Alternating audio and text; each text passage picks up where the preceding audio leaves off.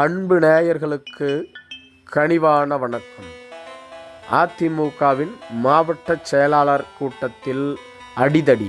தருமபுரி மாவட்டத்தின் மாவட்ட செயலாளராக இருப்பவர் முன்னாள் உயர்கல்வித்துறை அமைச்சரான KP அன்பழகன் அவர்கள். இவரது தலைமையில் அதிமுகவின் மாவட்ட நிர்வாகிகளுக்கான கூட்டம் தருமபுரியில் நடைபெற்றது. இந்த கூட்டத்தில் கலந்து கொண்ட தருமபுரி மாவட்டத்தில் உள்ள பல அதிமுக நிர்வாகிகள் மிகப்பெரிய ரகளையில் ஈடுபட்டார்கள்.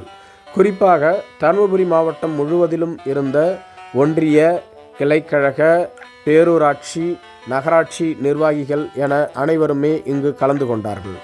இதில் கலந்து கொண்ட அதிமுகவினுடைய முன்னாள் அம்மா பேரவை செயலாளரான திரு சங்கர் என்பவர், நாங்கள் அதிமுகவில் பல காலமாக தொடர்ந்து பணியாற்றி வருகிறோம்.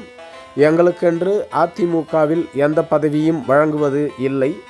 நேற்று கட்சிக்கு வந்தவர்களுக்கு மிகப்பெரிய பதவிகளை வாரி வழங்குகிறீர்கள். நாங்கள் தொடர்ந்து காலமாக இங்கேயே மற்றவர்களுக்காக பணி செய்து கிடக்க வேண்டியது தானா? எங்களுக்கென்று அதிமுகவில் என்ன வழங்கப்பட்டது? மேலும் இந்த தொகுதியில் அதிமுக வீழ்ந்துவிட்டது. அதிமுக இந்த மாவட்டத்திலேயே உயிர்ப்போடு இல்லை. இந்த மாவட்டத்தை பொறுத்தவரையிலும் பாட்டாளி மக்கள் கட்சி திமுக மட்டுமே கோலோச்சுகிறது. 2 தேர்தல்களாக பாட்டாளி மக்கள் கட்சிக்கும் திமுகவுக்கும் இடையேதான் நேரடி போட்டி நிலவுகிறது. அதிமுக தொடர்ந்து 3வது இடத்தை தான் பெறுகிறது. சொல்லப்போனால் இந்த மாவட்டத்தில் அதிமுக காணாமல் சென்ற ஒரு கட்சி போன்று செயல்படுகிறது. செல்லா காசாகவே விளங்கி வருகிறது. இவை அனைத்திற்கும் காரணம் இந்த மாவட்டத்தில் உள்ள அதிமுகவினுடைய மாவட்ட செயலாளர்கள் சரியில்லை. அவர்களினுடைய செயல்பாடுகளும் சொல்லிக்கொள்ளும் அளவில் இல்லை. இந்த மாவட்டத்தில் உள்ள ஒன்றிய, கிளைக்கழக நிர்வாகிகள் என எவருமே கட்சிக்கு விசுவாசமாக செயல்படுவது இல்லை. இவர்கள் அனைவருமே குருட்டாம்போக்காக அவர்களுக்கு என்ன தோன்றுகிறதோ அதை செய்கிறார்கள். இதனால்தான் இந்த மாவட்டத்தில் அதிமுக அதலபாதாளத்தில் வீழ்ந்து கிடக்கின்றது. இதற்கு யார் பொறுப்பேற்பது என தொடர்ந்து குற்றம் சாட்டி வந்தார். இவற்றை அனைத்தையும் மேடையிலிருந்து கேட்டுக்கொண்டிருந்த மாவட்ட செயலாளரும் முன்னாள் தமிழகத்தின் உயர்கல்வித்துறை அமைச்சருமான KP அன்பழகன் அவர்கள் மிகுந்த கோபத்தோடு அவர்களுக்கு பதில் அளித்ததோடு மட்டும் அல்லாமல் மேடையை விட்டு கீழேயும் இறங்கி வந்தார். இதனால் அதிமுக நிர்வாகிகள் 2 கோஷ்டிகளாக பிரிந்து வார்த்தை மோதலில் ஈடுபட்டார்கள். இந்த வார்த்தை மோதல் பின்பு தள்ளுமுள்ளாகவும் ஏற்பட்டது.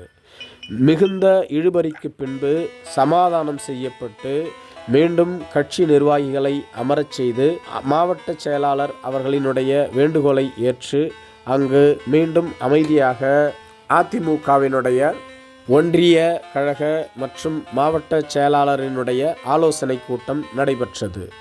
இந்த மோதலுக்கான காரணம் KP அன்பழகன் மீதான வன்மம் மட்டும் அல்ல, எடப்பாடி பழனிசாமி அவர்களின் ஆதரவு பெற்ற கோஷ்டியினர்தான் காரணம் என்றும் சொல்லப்பட்டு வருகிறது. அதிமுக ஒருங்கிணைக்கப்பட வேண்டும் என்று கூறியவர்களில் KP அன்பழகனும் ஒருவர். குறிப்பாக எடப்பாடி பழனிசாமி அவர்களின் இல்லத்திற்கே சென்று அதிமுக ஒருங்கிணைக்கப்பட வேண்டும் என்று கூறியவர்கள் SP வேலுமணி, தங்கமணி, செங்கோட்டையன், நத்தம் விஸ்வநாதன், CV சண்முகன் மற்றும் KP அன்பழகன் போன்றோர்களே ஆவார்கள்.